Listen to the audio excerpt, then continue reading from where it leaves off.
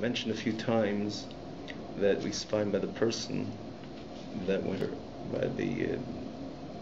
as we compared, we tried to understand the concept of garments the way it is by the person.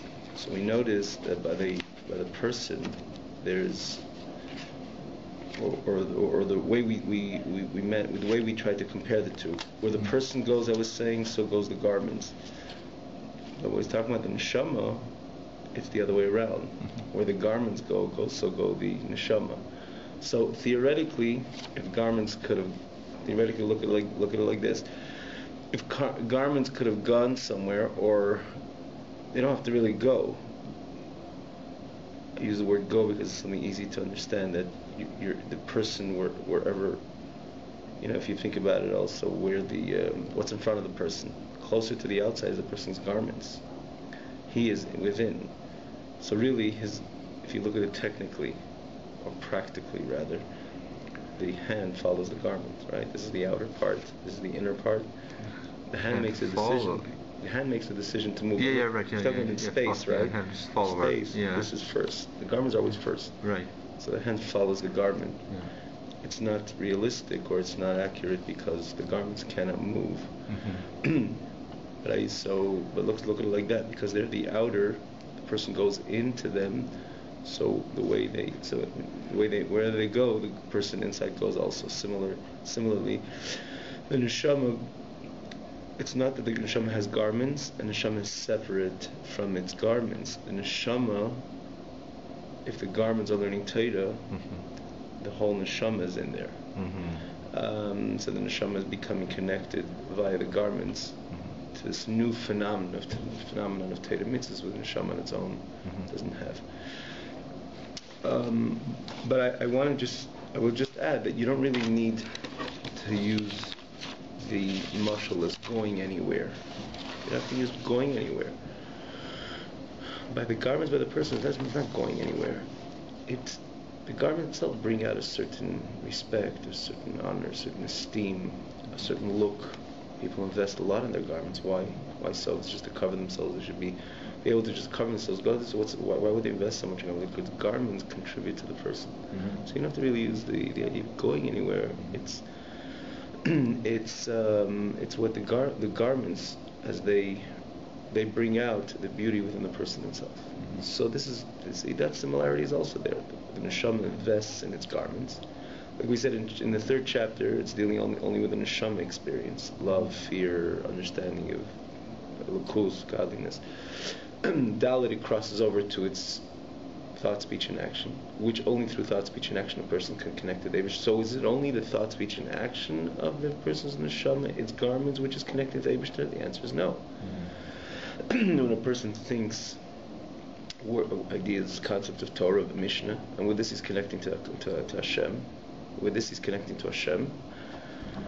When he thinks ideas of Torah, with this is connected to Hashem. The whole entire neshama itself is invested in that thought. And if you want to look at it also technically, thought is a garment to the intellect. What understands the Mishnah? Let's use a Mishnah. Your thought understands in the Mishnah, or your intellect understands the Mishnah? I think your intellect. Right? Yeah. So what do you need your thought for? Or do you think your intellect can absorb it, and then your thought can maybe translate it or to spit it out, maybe. So, but when you're understanding it, the moments you're understanding it, when you're right, in those moments you understand. You need an intellect, anyways, to absorb it or to. Right. So you don't have that intellect. So 100%. Yeah. 100%. It's truly so. But so does thought play a role in it as well? I think so. I think so. Does thought play a role? I think so. You'd have to. It does. Yeah. How would you explain that? How would you explain? Maybe who says you need thought? Who says you need thought? Maybe it's just to intellect. Yeah, to understand. Just understand. Matalas to behold. You need intellect. You need intellect for sure. Yeah. But do you need thought as well, or just the intellect? Maybe a combination of both. A combination of both is right.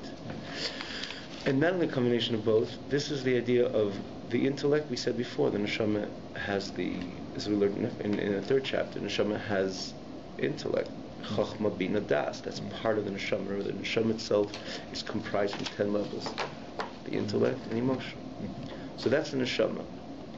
But when one understands something, even not any concept, what's happening is that his intellect invests in thought, machshava, and together, in combination of both, but also in the words of Tanya, it's the neshama itself, the soul, investing in its own garment, but a garment it is, it's not part of the neshama itself, and together it understands an idea of concept of Torah.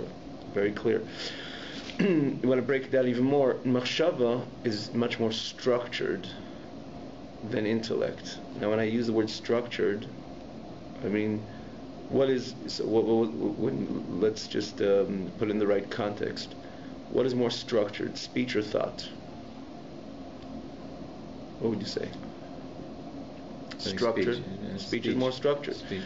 So, but the reason why speech is more structured is not to the advantage of speech from this perspective, but to the disadvantage, because thought, there's so many aces, there's so many letters a person could think literally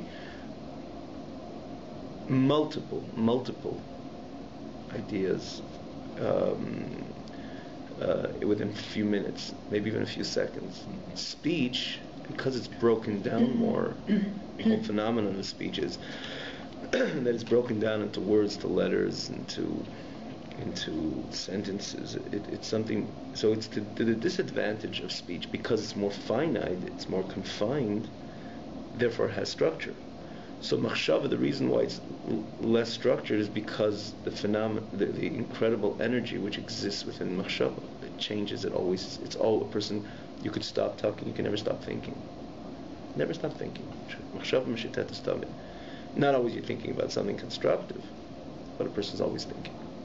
Dibur, time to speak, time not to speak. Eis lo dabish lo, we don't always speak.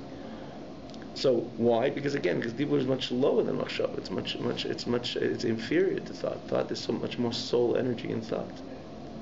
So when you say this speech has structure, thought doesn't, it's the disadvantage of speech, because it has less energy, soul energy, so you can hold it down, right? A bubbling pot, it's hard to do. When it starts to be calm, then, or someone's more energetic, it's harder to calm them down. When someone's less energetic, you can calm them down, you can hold it down. So speech, because it has much less soul energy than thought, therefore it can be structured. Thought has much more soul energy, so it's harder to hold it down. And then, as we all know, it's constantly flowing in, and it's hard. It's hard. It's hard to bring structure into thought. We're supposed to bring structure into thought. We're supposed to bring structure into thought, but thought on its own is something which it's harder to bring structure to thought, because again, it has much more soul. It has much more energy of the soul. Now, take thought. I just use that as an example, speech in comparison to thought, then we can understand why thought is so crucial to understanding a Mishnah. Because just like thought in comparison, hi, how are you? No, for sure. Just like thought in comparison to speech is something which is inferior, therefore it's structured. Thought in comparison to intellect also, there's much more structure to it. It says, for example, when do you start, where does let's say the phenomenon of language, it only begins in speech or it begins in thought? And it's not even from the perspective of Torah. Thought of the language, do you think in a certain language, or everybody thinks the same and languages only begins when it's reflective on speech? What? Was this thought? Thought. We think in certain languages. Absolutely. What do you say? Huh? We think in certain languages. We think language begins in thought, or only reflects in speech. And it was the idea of a language, English, Hebrew, and so on. It begins in speech, It's your thought process. What? It's your thought process. Thought process. We definitely think in certain languages, for sure. Because in machshava, because that itself tells you there is some type of structure, much more subtle than in speech. but structure there is. Letters, words, there are in thought. So therefore, and that's the reason why we think in a certain language. So in much as in comparison to speech, it's way out there. There's no comparison, thought to speech. But thought in comparison to the more inner dimensions of the soul, there's definitely some type of structure, and again, hence that's why we think in languages, because language is associated with words and letters and so on. So, and this is the reason, because machshava is really part of the garments. The neshama itself, for that matter, and it is let's say talking about the phenomenon of letters and words, doesn't exist beyond thought. Words and letters are created in thought. They come into being when the person starts thinking. Prior to that, when we say prior, we don't mean in time. Deeper within thought, which when you're dealing with the neshama itself, like we said in the third chapter, dealt with the neshama, the way the neshama is divided into 10, right? The 3 intellectual faculties and the 7 emotions. There, you don't feel in a certain language. Not at all. You don't intellectualize in a certain language.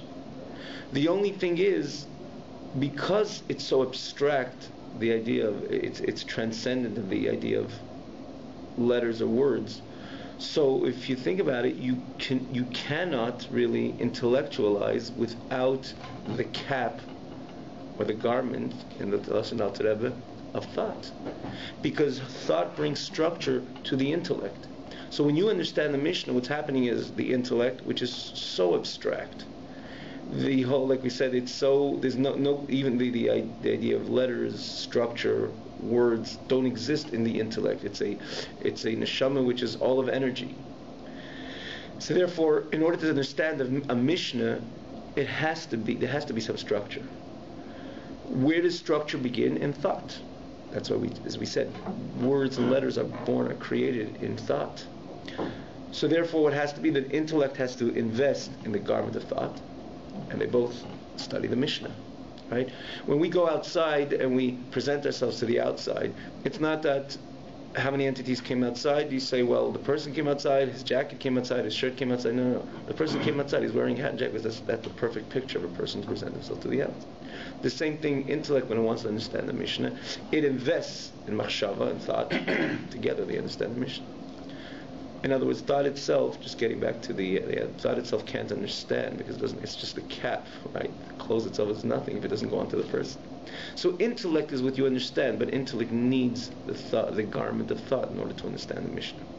So now, when the person's neshama invests into that machshava, into that intellect, into that thought, that structured thought process, understands the Mishnah, what is connecting itself to the Mishnah is not only the thought, it's the entire neshama, because the neshama is in the garment. Very clear. Similarly, when a person speaks words of Torah, it's not only that his speech is connecting to the Torah and his neshama itself is not, the entire neshama, because the person cannot speak without the neshama energy, or the person cannot speak without the motivation or anything which motivation from the neshama. So the neshama enters into those words of Torah, and not only the words of the person, which is his garment, is connected to the energy of Torah, but the whole neshama. Similarly, action. So here the Alter Rebbe is going to start. This is where we left off over here. Actually, on the third page. This is which it says Ubi Pratiyut, and the one right after Ubi Pratiyut, which is specifically. You have it. Yeah, you have that page. Here the Pratus. His intellect, it's not only his thought, which is the garment, understands, thinks the words of Torah, but his Chabad, which in the third chapter was abstract of any understanding of Torah, now that investment into the thought, and they both together understand Torah, so the Chabad Shebenafshe, which is his intellect, is invested in the understanding of Torah, which he understands. And Pardes, remember, Pardes was the Pshat Remesh Drush Sod, which is the different levels of Torah, right? Just to repeat it quickly, the simple meaning, Rem is the hint, Drush is the Drush of Torah, and then Sod is the secrets of Torah, which we mentioned it the week before. As much as he could perceive, and as much as the source of his soul is in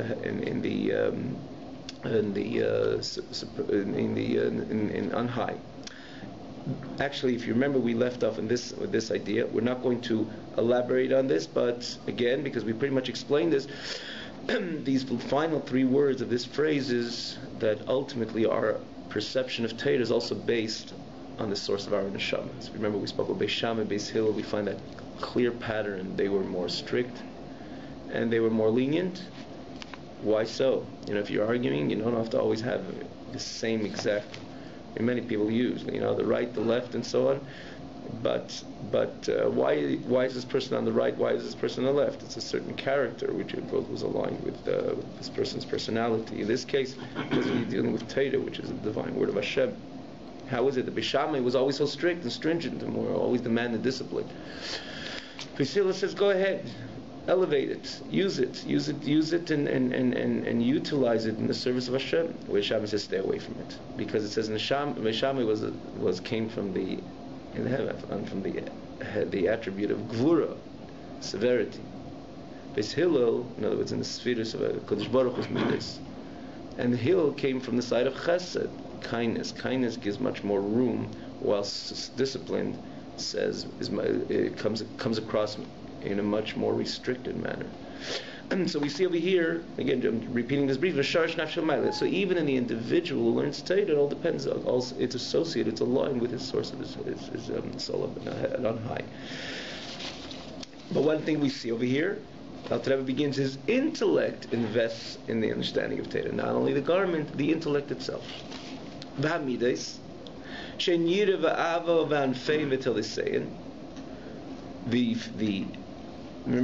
when we say the midas are part of the neshama, right? Because we learned in the third chapter. I'm just trying to say the sequence. But you'll notice, as you learn Tanya, you notice that the incredible sequence, which they'll tell in these 53 chapters. We know Tanya is generally divided into 5 books, Sfarim. There's the Tanya, which is Kutei Amorim, Sharich V'Amuna, Geras HaTshuva, Geras HaKodesh, and Kudr Zachan. And the Tanya we're learning is the first, which is called the Tanya. It's 53, rather all 5 Sfarim are called the Tanya, but Kutei Amorim, these are 53 chapters. The incredible sequence of Prakim, of the way the Alter Rebbe laid out these 53 Tanya, the 3 Prakim, the more you learn it, the more you realize not only the chachma, but the message and the way the construct of these prakim and their sequence, how one follows so perfectly one after the other, and it's connected. In other words, it's so healthy to know the previous prakim, and when every period you learn, you realize how you're dependent really on the previous chapters. You're building something. You look back and you see, that block was because of that, and that was because of that. So I'm saying this, for example, we say the midas. What is Alter Rebbe trying to say over here? He's saying that not only the garments of the soul, which is thought, speech, and action, are involved in Torah, but also the neshama itself. So he just showed you how the Chabad, remember, what was the neshama in Perek Gimel? The neshama is comprised of 10 levels, ultimately compartmentalized into 2, the 3 intellectual faculties, and the 7 emotions. So we just showed you how the intellectual faculties are invested in the Torah. Now he says, let's think about the garments of speech and action. How do you learn Torah? The right way to learn Torah is through speech. The Gemara says, "Chaim heim l'mitzvah mepeh." It's not only understanding, which that's a given in the midst of limud Torah. Limud Torah is not like Tehillim. It's not like Psalms, which you just read and turn the pages of the Gemara. You have to understand what you're learning. Again, that's a given, and no one has to. It's not even something which has to be. It doesn't have to be spoken about. In other words, the Gemara says, "Chaim heim l'mitzvah mepeh." When a person learns, it's important, it's crucial that he also verbalizes the words of Torah. So, speech in our service to God carries. It's an important component in our service to God. We daven with our speech. We learn Torah. We say Kriya Shema with our speech. And in this case, he's dealing with speech in the context of learning Torah. It's a mitzvah to utter the words of Torah which you learn. So a person sits down to Gemara and he starts learning Torah. So the first thing is we notice that there's two dimensions of it, two things happening. He's thinking and understanding the words which he's reading, and also he's verbalizing these words of Torah. So understanding, there you have the original component of the neshama, the intellectual faculties, the cognitive faculties which are invested in machshava, which we just learned about, of an understanding. But then there's the dibur. He's saying the words of Torah. Why is he saying the words of Torah? Because the Eibush that told him to say the words of Torah. It's a mitzvah to say the words of Torah. And he's saying it because he wants to do what Hashem wants. Why does he want to do what Hashem wants? Because he loves Hashem. And therefore he's going to sometimes a Beis HaMedrash, you see people learn for an hour or two, and they're singing and they're saying, and there's a strong, they're animated, they're motivated. Motivation, animation, is a heart expression. What is their heart connected to at the time when he's learning Torah? They're connected to Hashem. He loves Hashem, so he's animated and he's motivated. And that motivation, which is again aligned with the neshama itself, because remember we said the neshama is the lower component. There's a second component of the neshama itself is the 7 attributes. One of the 7 attributes is ava, love. So that love right now is invested in the garment, in this case, which is speech. So you have over here, as this is getting back to, so when this person learns Torah with his speech, it's not only that his speech is connecting to Hashem. The midah is the love, the feeling, the attribute, that expression of love is invested in the speech. So when a person learns Torah with his speech, Chaim Himel Mitzayim, it's his whole midas, his feelings are invested and connecting to Hashem through the Torah. Prior, in the world, let's say Peri Gimel, when you're only dealing with the feeling of love and fear of Hashem, but not in its connection to Torah mitzvahs, it was all lofty and nice, but it didn't connect yet to the mission that the person's learning. And similarly, which is B'dibur Shu Talmud Torah Shekineged Kulam, which as we know, mitzvah Talmud Torah, which corresponds to all the mitzvahs. We say it every day in davening. By the way, you'll find it countlessly in Tanya. Talmud Torah Keneged Kulam. We don't have to associate it with the author of the Tanya, the Alter Rebbe, which was all about it was Torah, Shulchan Aruch, and Tanya, and Sfarim over Sfarim, in Chassidus and in Nigla. His whole life was a bubble of Torah, Alter Rebbe. You'll find it in Tanya, which is the constitution of Chassidus, Talmud Torah Keneged Kulam. The idea of learning, so he found it multiple times, in many prakim. And the more you realize how many times Alter Rebbe learned it, Alter Rebbe writes it, even whenever he deals with Torah, Talmud Torah Keneged Kulam. And here, right, where does it fit in? B'dibur Shel Talmud Torah. Keneged Kulam. Alter Rebbe is telling us always and reminding us that ultimately the most greatest mitzvah of all is learning Torah. So B'dibur Shel Talmud Torah Shekineged Kulam. So again, when the person speaks, that motivation and that animation invests in the speech. So again, that not only his speech is connected to the learning of Torah, but also his feelings. Right before the words of the dibur, we see the idea of maisa also, action. We do a mitzvah, right? We shake the lulav and esrog. What is that? It's on its own. When you look at it externally, is it an expression of a feeling or is it an expression of action? Pure action. I took it, I shook the lulav and esrog. But what's behind the action? Behind the action is definitely a certain interest, a certain drive to God. If not, I wouldn't do it. Now, does it mean that a person shakes the lulav and esrog, he's all about excitement and motivation and love with Hashem? Many times you find people, okay, they just do it because they just do it. Or many times you ask a person, right, in the street, you want to shake the lulav and esrog? Okay, for you, Rabbi, whatever they tell you, for you, I'll do it for you, just leave me alone. Doesn't stop. In every action, if there was no drive, even the most subtle level, the person would not do it. A person by nature does not do something if he's not driven to do it. Well, you could force somebody to do it, and if he's not interested, when he's really not interested, you feel how much you're forcing him. He would scream, he would shout. When you give the person the lulav and esrog, even though he's reluctant, in other words, certain people are motivated. Thank you for introducing it to me, and I appreciate it. I forgot my lulav and esrog. I didn't buy one this year, and I appreciate. You see right away their motivation. They're so excited to do it. But let's take the other extreme, and they go, they're holding something specially. Okay, I'll do it. There's no question. that if the person didn't have any motivation, any interest in doing it, they just would not do it. Obviously, you get to the exclusion if you twist their hand and physically, but we're not talking about that idea of compelling, forcing. Even they demonstrate the maximum reluctance to do this mitzvah. There's no question. There's some little fire burning. What is the fire? That interest, that motivation. So when you look at it externally, it's a dry action. But in there's a fire and an interest. In this case, there's a ava, a love to HaKadosh Baruch Hu. That's why I'm doing it. Love to Hashem. That's that Perei Gimel idea. That's part of the neshama. The action is the garment of the neshama, which is connecting to the mitzvah. Love on its own cannot shake a lulav and esrog. Right? So like we said, like in the broader picture, a neshama in Gan Eden, which is kind of aligned with the Perei Gimel experience, doesn't shake lulav and esrog. Can't. It's a neshama. It's just even a neshama down here already invested in the body. If it's all about just love and fear of Hashem, that whole incredible experience, the neshama experience is dealt with in Perei Gimel, doesn't shake the lulav and esrog. So what shakes the lulav and esrog? The garment shakes the lulav and esrog, the action. But because a person doesn't do anything without some feeling and motivation, in this case, it has to be some type of a level of love to Hashem, right? He's not doing something he's doing something godly. Shaking the lulav and esrog, the only reason why we do it is because it says in Hashem's Torah. Hashem tells us, do it.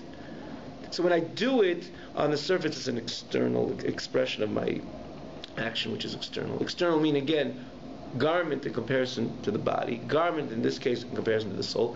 But because the only way I'm doing is because there is some investment of feeling. So what is connecting today Hashem through that shaking the lulav and esrog? What's connected to Hashem is not only my action but also my feeling. So that love of Perei Gimel right now is invested in the mitzvah. Before it was loving Hashem without investing in mitzvah. Now it's investing in a mitzvah. So there's something special which happens to the love which we dealt with in Perei Gimel right now that it connected to a mitzvah.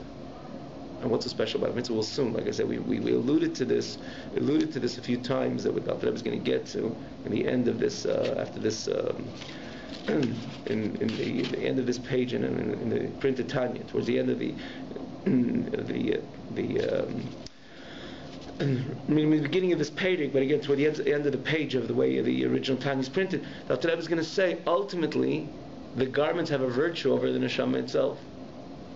Now, why? Because only through the garments a person can connect to Torah and mitzvahs. And what's so special about Torah mitzvahs? Torah mitzvahs is God Himself. When Hashem gave the Torah, He said, Anochi Hashem Elokecha. That's how the Ten Commandments begin. Anochi, the Gemara says, is an acronym of Aleph, Nun, Chaf, Yud. Ana nafshi ksavis yavis. I took my soul and I wrote it into the Torah. I took my soul and I gave myself into Torah. So when you learn a Mishnah, you're not just getting closer to some spiritual or even godly ray of God. This is the whole God is in that Mishnah. The whole God is in the Shaking Lulav and Esrog. It's called the limbs of mitzvah, called limbs of Hashem. Learning Torah is God Himself. So because you cannot, the experience of Perei Gimel, again recapping, I shouldn't really elaborate much, but I just like always to clarify. Experience of Perei Gimel is more a Gan Eden type of experience. It doesn't connect to Torah mitzvahs. It's wonderful, right? If you see the words of the Perei Gimel, the person standing in the most enjoyable, pleasurable, godly experience. Again, in the context of a godly, pleasurable experience. Dal is already dealing with like shaking the lulav and esrog. How do you do that? Through your garments. But ultimately, the garments connect to Torah mitzvahs, and Torah mitzvahs, that's where Hashem is there Himself. And this ultimately becomes the virtue for the neshama, that I could connect to Torah mitzvahs through my garments. And that's what He's showing us now. The Hamidai, so you have fear and love, and the branches of fear and love, that's invested in the Kiyum mitzvahs through action or through speech. And we go, there's that explanation. Then Ki Ha'ava, the same page, Ki Ha'ava, Hishesh Kolach Mach Mitzvah say. Love is the source of the 248 mitzvahs. That's where they draw themselves from. Ubilada, and without without the love, they don't have any existence. In other words, they issue forth the mitzvahs say it come from and come forth from the love, and without that they don't have a true existence. And where do we see it? Because when you do the mitzvahs, you love Hashem. Fact. Fact. You desire to cleave to Hashem. That's why you're doing the mitzvah.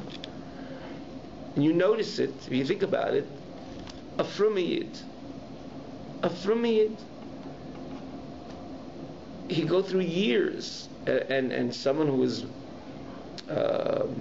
knew about them, from he becomes conscious of the fact that tefillin, for example, have to be put on every day.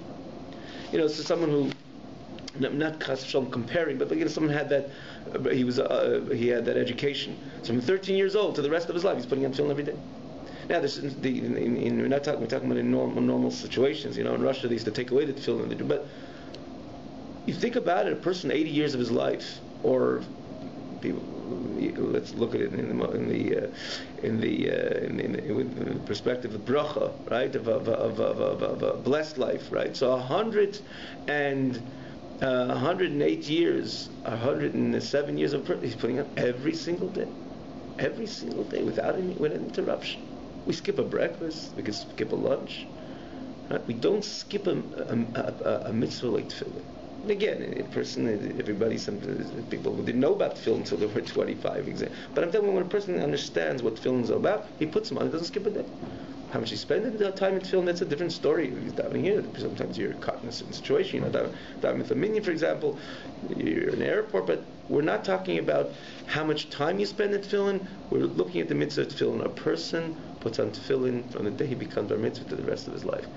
That is so powerful. We don't even think about it. There's nothing that we're so consistent with in our entire life more than mitzvahs. Shabbos, every Shabbos. You'll notice a normal person skipped every single meal at least once. A yid never skips tefillin. Where does that come from? That's enormous. Because there's a driving love what a yid has to Hashem. That's why he does mitzvahs. So on the surface, what does he do? He's putting some black boxes on his hand. Okay, he does it today, he does it tomorrow, he does it the next day. It doesn't look like something. It doesn't look like something very exciting. It doesn't look like an expression of loving Hashem, right? The love in the third chapter, that looked real. Right? He really loves this expression. He understands the greatness of Hashem, and he's driven to Hashem. Chleis HaNefesh. Chleis HaNefesh is outgo. The soul completely gets consumed into Hashem, into the reality of Hashem. Again, we spoke about Nadav Avihu, if you remember. That sounds noble. Nadav Avihu experience. They went ahead and were consumed into the godly reality. They left the body behind. That sounds noble. But putting on tefillin, okay, we're doing what Hashem. It seems like more like the connection of a servant to a master. There's nothing. You don't see that it's his expression of love. But the opposite is true. The fact that we put it on, and I would just add, we're consistent of doing these mitzvahs day after day. There has to be a driving force behind it. What is it? It's love to Hashem. That's what the Rebbe says. Make no mistake. Ava is the source of all 240 minutes. A person gets in the morning, goes buys sukkahs, and runs to Luvanes, or before he's buying Luvanes. Every year, all Yidden do the same thing. All right, give me a break this year. No, we do it in such a level. For Mahadir, we're not Mahadir. People usually try to do better year after year. What is this? We're doing things. It's more in the world of action. You don't see the expression of love. But the answer is, the reason why you're so consistent about it, the reason why you're really doing it is because you love Hashem. That's why he says, Hashem. When you do the mitzvahs, you're loving Hashem. And you know, as we read further, you cannot cleave to Hashem only via these 248 mitzvahs. Shehain, as the way it says in Zohar, the Zohar uses it such a beautiful concept, or this wording, Evarim de Malka. I say beautiful, I'm not complimenting the Zohar, obviously. The Zohar is the Zohar. But I'm saying how it fits in so well, it becomes even more personal over here. It's not only you're doing something and behind it is a drive of love. This is the 248 limbs of Hashem. explained elsewhere. So when you're doing a mitzvah, what you're doing is ultimately hugging Hashem. If you think about someone hugging another person, it looks like a very physical action. You don't see on the surface any love. It's physical. But it's only about love, right? Because the only way you could physically hug the other person is because you love the other person. You have a problem with the other person, you physically cannot hug the other person. So on the surface it looks very, very physical. But it's only because there's a drive of love. That's the only reason why. The same thing, it's not only the mitzvahs, the way the Zohar says it, it's a varim love. This is the limbs of Hashem. So what you're doing is a physical action, but you're hugging Hashem. And if you're hugging Hashem, there has to be a love driven behind it. If not, it wouldn't happen. It would not happen, right? Normal, healthy people, you cannot hug somebody if you have is lacking the love. So on the surface again, it's physical, but it's only an emotional. Similarly, the mitzvahs, it's on the surface physical, but ultimately it's a emotional expression of the neshama. You love Hashem, therefore you're hugging Him. How you hug Him? You're doing the mitzvah. You're putting on the tefillin. The tefillin is the limbs of Hashem. Okay, so getting just not to lose focus over here. What the Alter Rebbe is trying to bring out in these words, in this context, that ultimately the ma'isa, the action, which is the garment, which is the lower of the three garments, that connects to the mitzvahs, the physical mitzvahs which are performed physically. And so not to make a mistake that only, in other words, the neshama itself is somewhere more that Perek Gimel experience. And in Perek Daled, which is the garments, that's what deals with the Torah, that's what connects the Torah mitzvahs. No. The action, which is the lowest garment, is one of the three, thought, speech, and action. When it does the mitzvah, because the only way it performs the mitzvah, because it's the energy of the love. When you love Hashem, and you know there's no way to love Hashem only through doing His mitzvahs. So then what happens is that not only the garment connects to the energy of the mitzvah, but the neshama, which is part of the neshama, is the emotional dimension of the neshama, the love, the fear, whatever we learn in Perek Gimel, also connects to Hashem. So the entire neshama is connected to that mitzvah, not only the garment. We'll stop over here. Have a good night. One thing, before we just leave it, it's very important. This line, which it's important to know. It's just important to point out. We cannot cleave to Hashem only through the 248, only through doing the 248 mitzvahs. Someone's going to say, you want to put on tefillin? No, I love God, but not through the tefillin. It's not happening, because it's like saying, you tell the person, I love you, and you go over the chair and you start hugging the chair. It's not where the person is. And this is also part of the beauty of this word, that it's the limbs of Hashem. It's by definition so inaccurate, or not inaccurate, it's so wrong, it's such a wrong statement to say, I love God, but I don't want to put on the tefillin. It's not much like that. You tell the person, I love you, and you start hugging a table. Because the mitzvahs, it's not as Hashem which told us to do the mitzvahs, which that's true as well. But what the Lashon is that the mitzvahs are the limbs of Hashem. So if you love Hashem, you're doing the mitzvahs. There's no other way, no way to cleave to Hashem other than following Hashem's mitzvahs. Okay, have a great night, everybody.